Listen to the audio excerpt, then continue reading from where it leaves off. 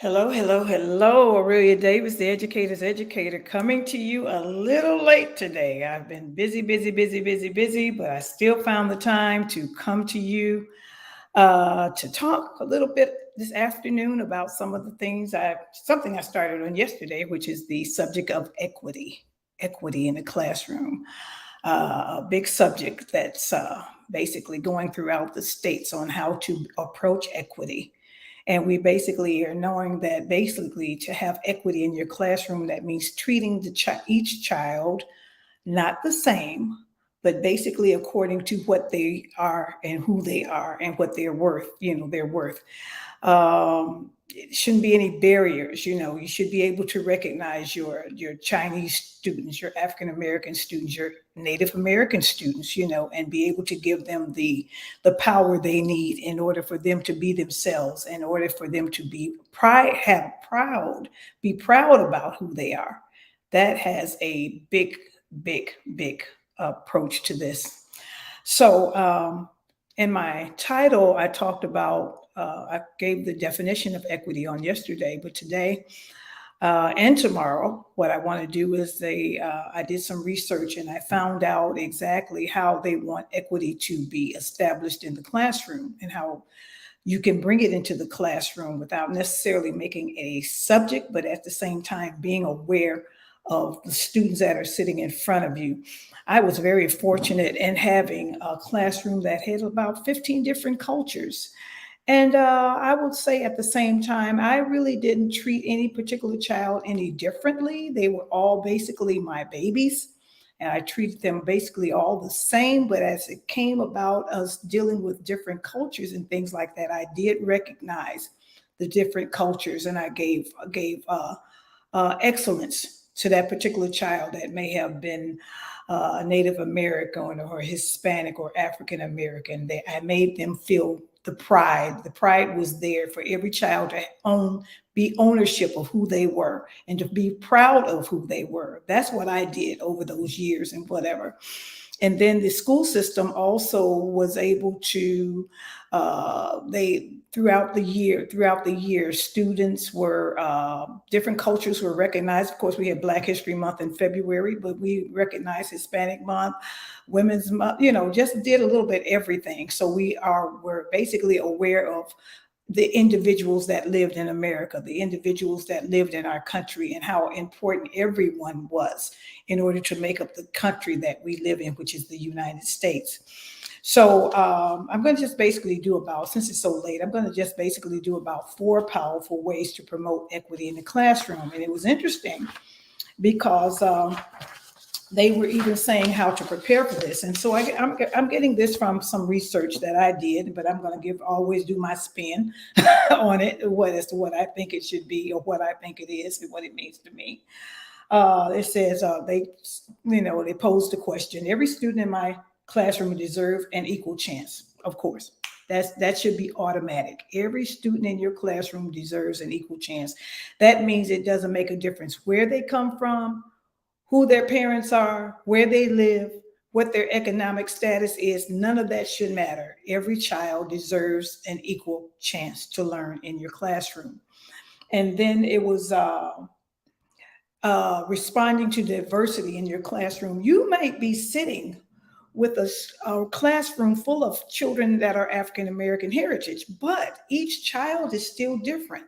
Each child is still different. The child that has mother and father in the home, a child that just is being raised by the father, or a child just being raised by the mother. Those are things that you have to recognize and not take for granted, that every child is living the same way. They is coming from the same environment. You cannot make that judgment that every child is coming from the same environment. Um, Actively promoting equity in the classroom removes barriers for all your students, so all your students can succeed. Having equal equity in the classroom removes barriers so that every child can succeed and be successful. And that's something that's very important.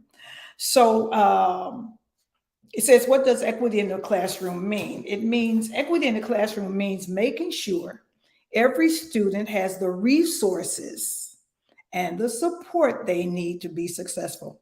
It's very simple. Making sure that every student in the classroom has the necessary resources in place so that they can be successful, so they can be successful learners. So that means you, that child with disabilities, or that child with that might be homeless. You're not assuming that every child is going home to a quiet house in a bed, to find out. And it doesn't necessarily make you being nosy, or getting into all into to a child's business. But you do need to know exactly, when that child leaves you in the afternoon or comes back to you in the morning, where's that child coming from? And I forgot to put on my mic, but I'm gonna do it now. Where's the child coming from? What makes that child, what keeps that child motivated to keep coming to school every day? Do they have the necessary resources at home for them to be able to, continue to come to school? Or, do they have pencils and papers and notebooks and a place to study? All of those things need to be taken into consideration when you are working with your children. An equitable classroom, individual factors don't hold back students from reaching their full learning potential. Factors like race, culture, gender, religion, ethnicity, sexual orientation, immigration status, individual experiences, and social-economic status. I'll say those again: race, culture, gender, religion, ethnicity, sexual orientation, immigration status, individual experiences, and social-economic status. That brings in everybody, all children, no matter whether they're African American, no matter whether they are white, no matter whether they are Indian. Those particular titles can affect a lot of children.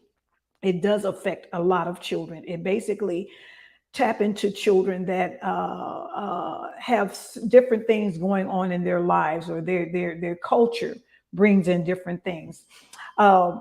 Just going back into my experiences, we had to really be careful about celebrating Christmas, celebrating Halloween, bringing in Thanksgiving, and all of those particular holidays that are American-led holidays, but may not be celebrated in every culture. So and in the beginning we did it, and the children wanted to participate.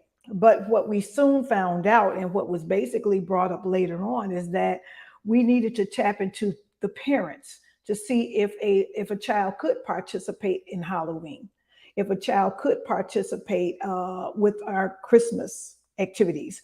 And after a while, we changed the names. Instead of saying Christmas, we just said holidays. So that means if you were celebrating Kwanzaa, or you were celebrating Ramadan, or whatever, holidays came into place where it covered a vast majority of subjects as far as what you could do in your particular classroom.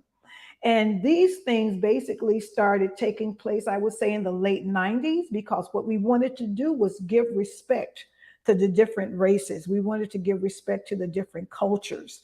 And even though we celebrated them within the school, it did not necessarily mean that we wanted to eliminate anybody or anything. So we started reaching out to the parents. Is it all right for him to, receive Halloween candy? Is it all right for him to receive, a Christmas present during the holidays, or whatever like that? And so times have changed drastically where we are as to what we're talking about today: equity in the classroom.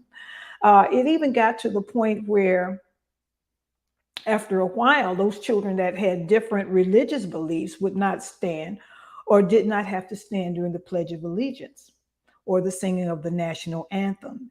And what they would do is they would be allowed to sit quietly in their classroom, but because it was a part of what we did as a nation, then we still did it, but every child did not necessarily have to participate in it. Even though they were living in America, we still recognized the differences of those particular children. So we bring up also the question of equity versus equality. Equity and equality in the classroom aren't the same thing. Equality means every student gets the same resources and support, which sounds good in theory, but doesn't always work in practice. I'll say that again. Equality means every student gets the same resources and support. Well, we know that there is a difference across states as far as how much per capita or how much money each child gets in a particular classroom. And whereas it depends on what state that child is in. And it doesn't make, when it finally comes down to it, the right way to do it is that whether you have 5,000 children in your district or have 2,000 children in your district, each child should receive the same amount of money from the state.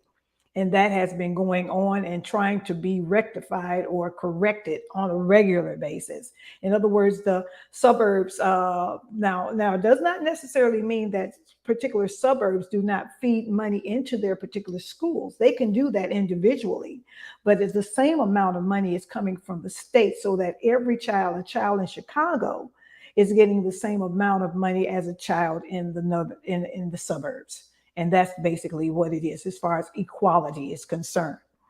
It says, imagine handing out a math assignment to students. Every student has their assignment plus a calculator, a pencil, and a paper. Equal? Right. But it's not equitable. To make the assignment equitable, teachers have to understand, this is good, their students and provide target support. So it says this should include ESOL children, in other words, children that that speak Spanish, children that might have IEPs, children that might have come from like another country and don't know our number system. So you need to start with the beginning in order for them to know. Just don't assume that they know the American number system when they're coming from another country. So the equitable part is that making sure that every child's needs are being met about that particular math problem or about that particular math subject. In other words, they're all starting out with the same slate. They're all starting out on the same page in order to know what they're going to learn. So that's something that we talked about too. This thing gets real deep. I can't delve into it deeply, but in the meantime, it goes on to say that equitable means instructions are in an unfamiliar language, providing text-to-speech technology for visually impaired children. You know, you have children that are visually impaired. You have children that might be in wheelchairs.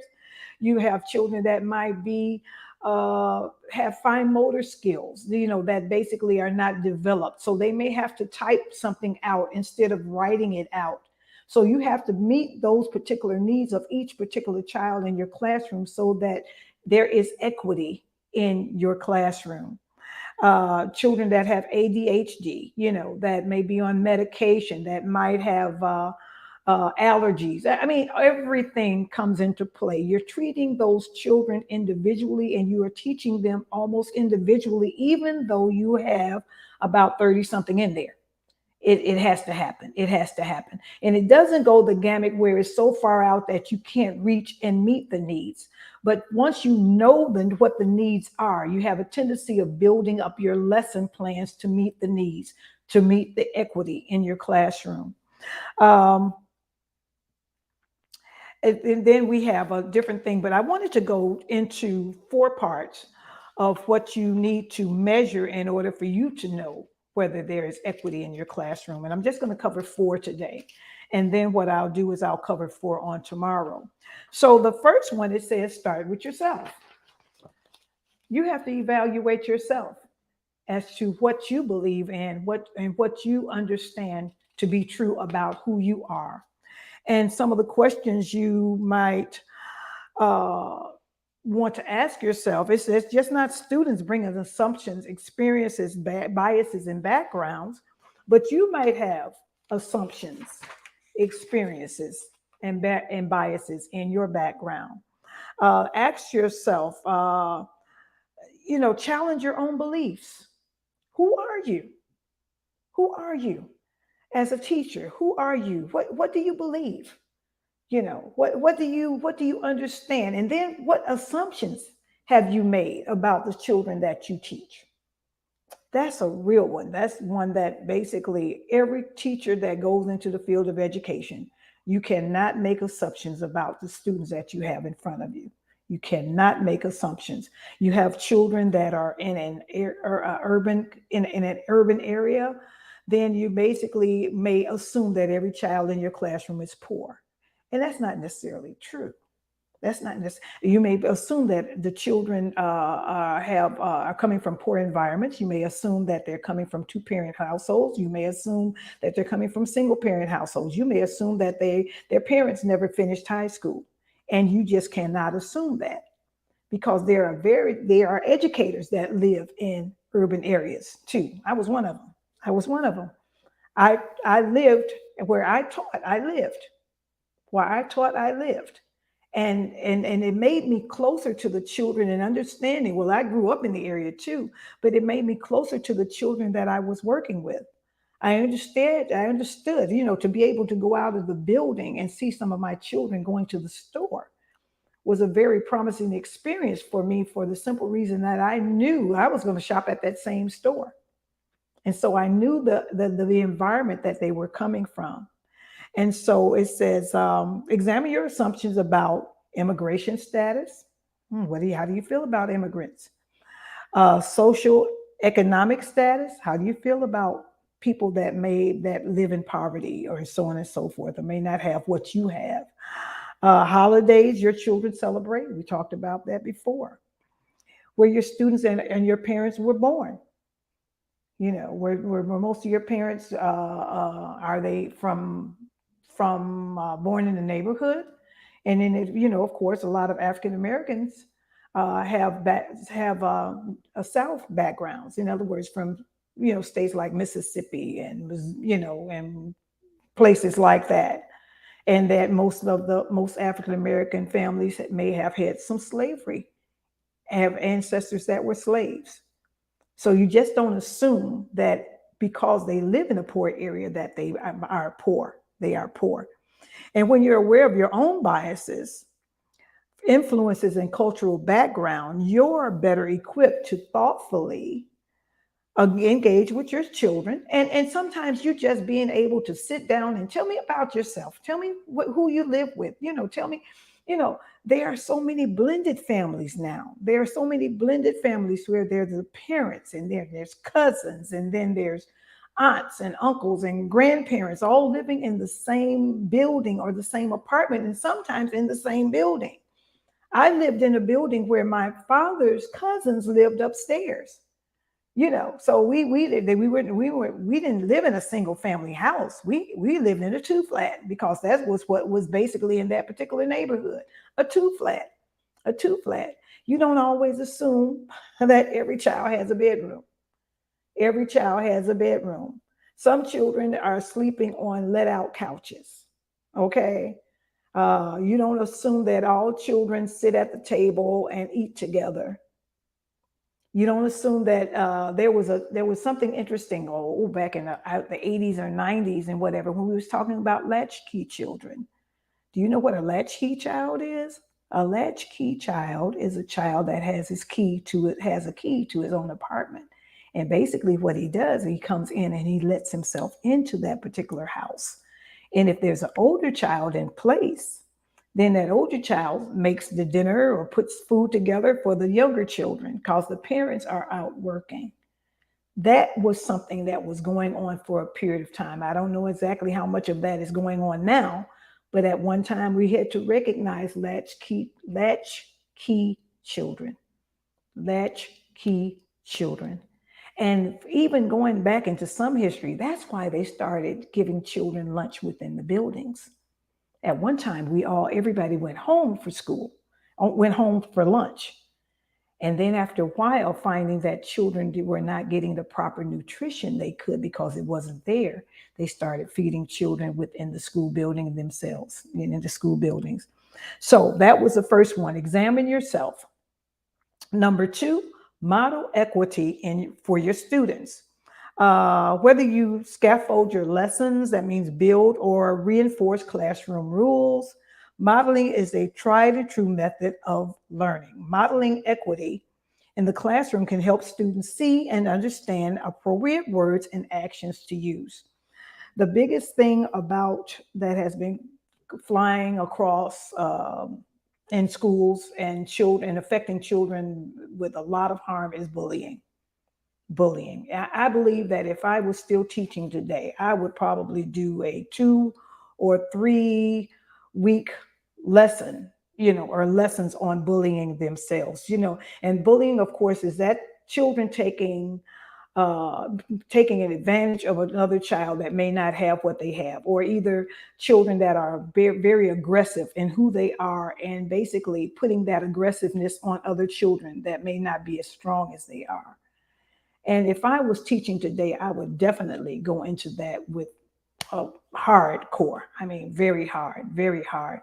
I was raised under the premise you treat people like you want to be treated.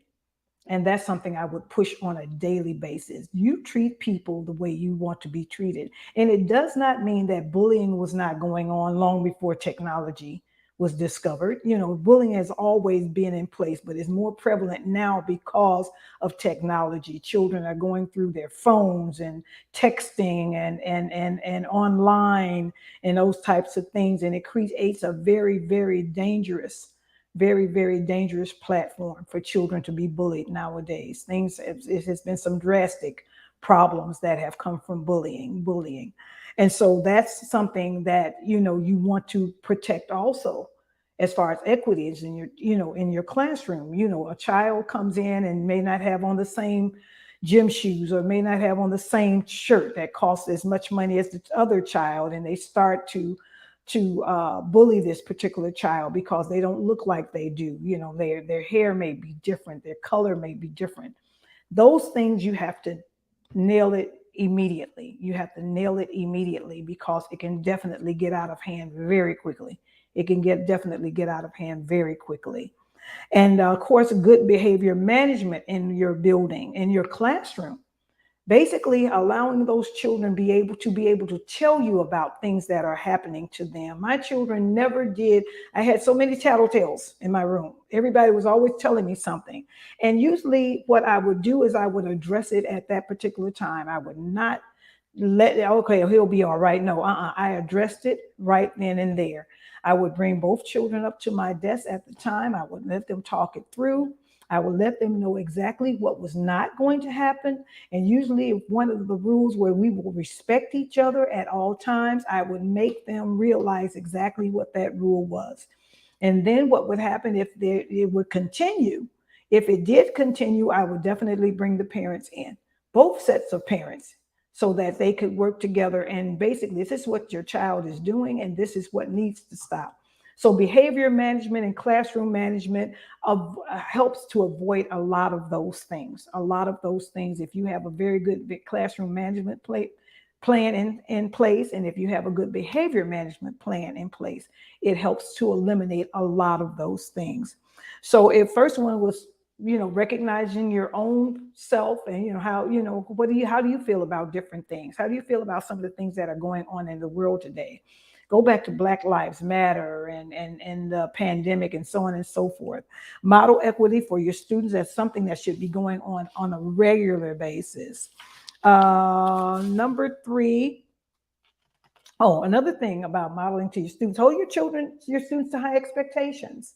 Students will only perform as well as you expect them to. And so if you basically tell them, this is what I expect from you, and this is what I'm going to give you, this is what you're getting from me, and I expect you to do the same. In other words, I have high expectations from you. So respect, integrity, being truthful, all of those things. And even if those are words that you need to put on a board somewhere, to let the children know that these are things that you want them to model throughout the classroom day. These are things you want them to model month to month, week to week, day to day, and throughout the year. You would be surprised, because sometimes you have to realize sometimes the environments the children are coming from, they may not have been taught or nourished enough to learn how to respect each other, or sometimes even to respect themselves. Informal and formal conversations, check your assumptions. Instead of asking students how their Christmas was, ask them what they did during their winter break, or what holiday have you celebrated lately. Kwanzaa, it comes after Christmas. So some children, African American children, may not celebrate Christmas, but they may be celebrating Kwanzaa. You have to just don't assume things. Don't shy away from hard conversations. Students of all ages were grappling with the effects of the pandemic and questions about racial justice, Black Lives Matter. All of these are things that are still on your children's minds. They were not in the classroom with you for almost a year and a half. And so some of the things that they saw on television, some of the things that they witnessed, those demonstrations for Black Lives Matter, so on and so forth, that's still on their mind. And you have to be able to answer the questions. But at the same time, you do not get it to the point where you are basically giving your opinion.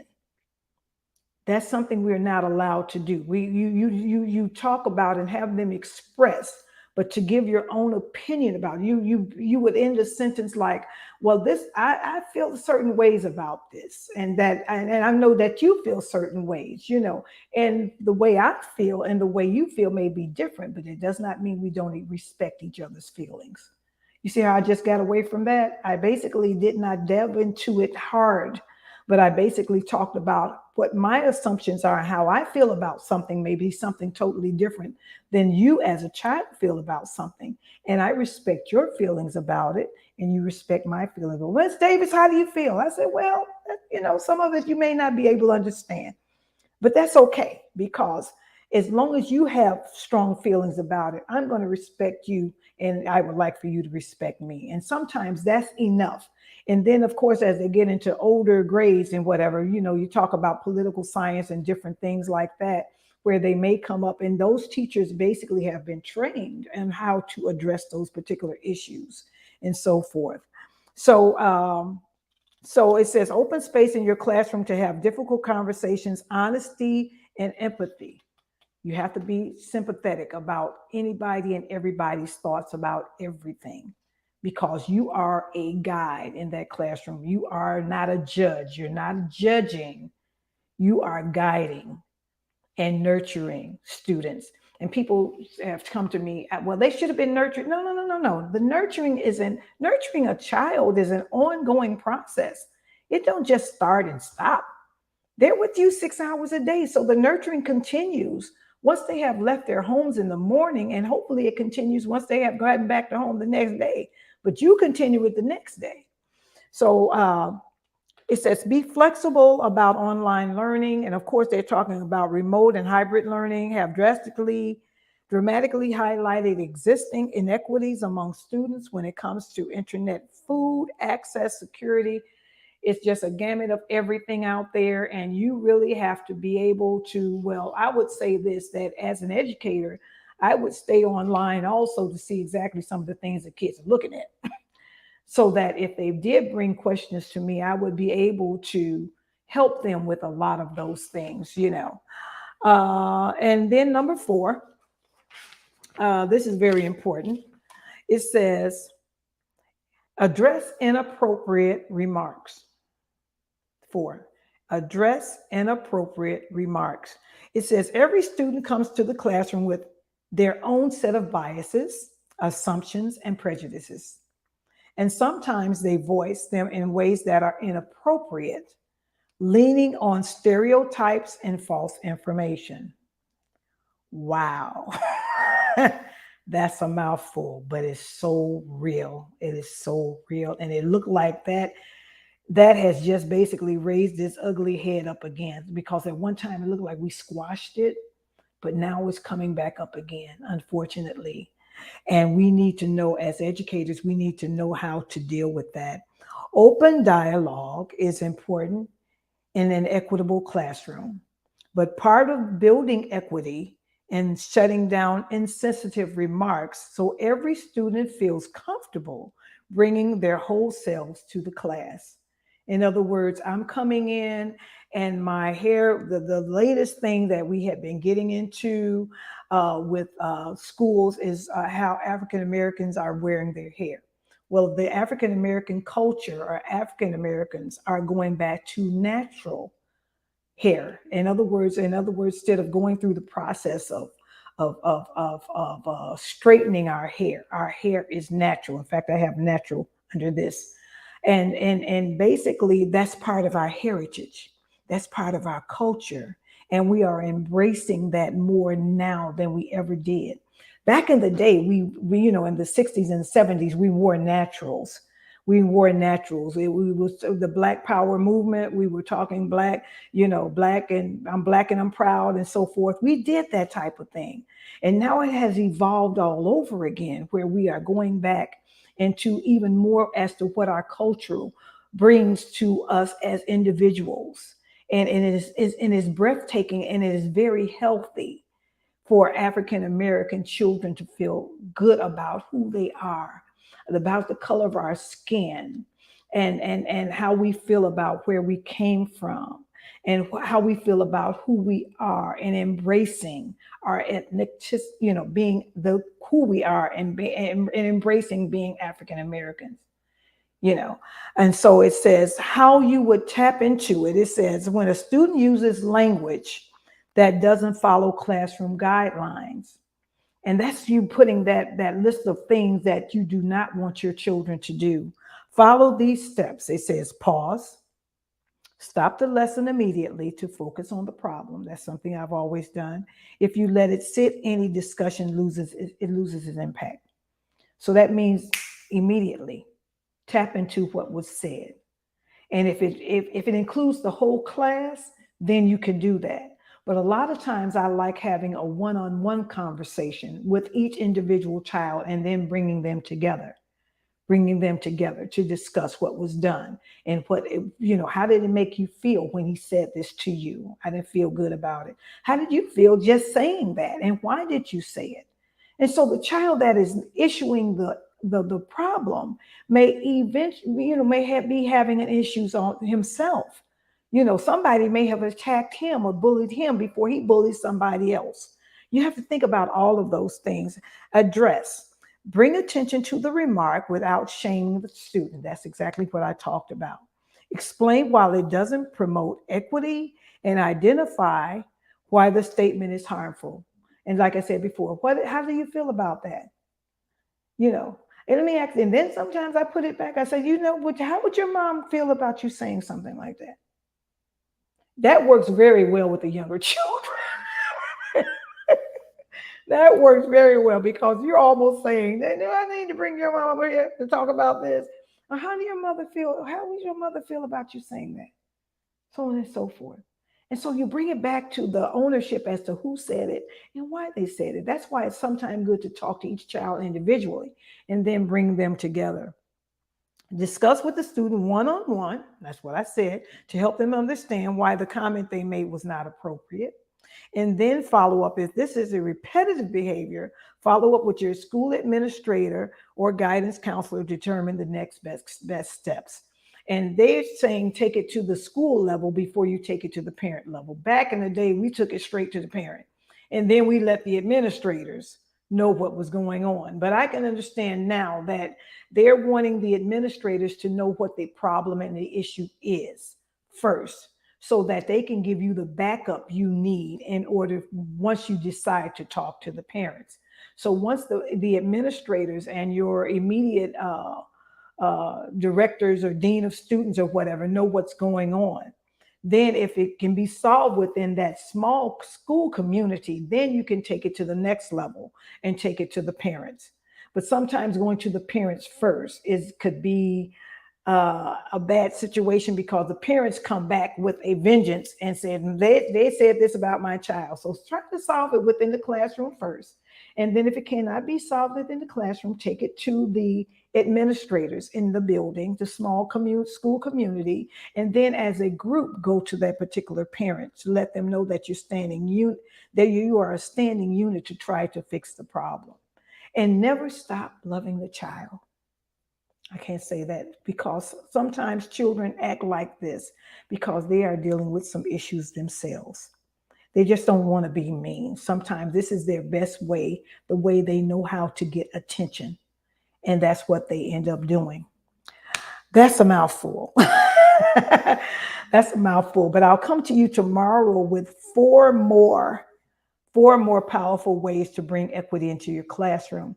But you know what? What's also important, if you have the opportunity to write some of these powerful ways to bring equity in your classroom, to add them to your lesson, because I see it as being something that's taught on a daily basis, something that's being taught on a daily basis, something you need to include in your lesson plans. And if you do not have things like that already immediately in your lesson plans, I can help you with that. I can help you with that. I have a new program called Lesson Plan Audit that I'm doing on my website. And all you have to do, if you are interested in finding out more about it, go to my website, aureliadavis.com, click on Work With Me tab, and book a session. Say it again, go to my website, aureliadavis.com, click on the Work With Me tab and book a session. And I would love to talk to you and help you with some of the how to embed equity into your lesson plan. Sometimes it's a simple game or something, but if you don't, sometimes we have to get away from the hard lessons of listening, reading, writing, and arithmetic, and teach some other things that teaches our children how to be loving human beings in a world that we're in today. So this is aureliadavis.com. Part 1 was today, 8 powerful ways to build equity in your classroom, and I'm going to give you the other 4 tomorrow, so feel free to join in. I'll be a little earlier today. I had to come in late, but I'll be a little earlier tomorrow. And if you enjoyed hearing from me, please go to my website, click on Work With Me tab, and book a session, and I would love to talk to you. In the meantime, keep teaching. We love teachers, and keep teaching. Take care. Goodbye.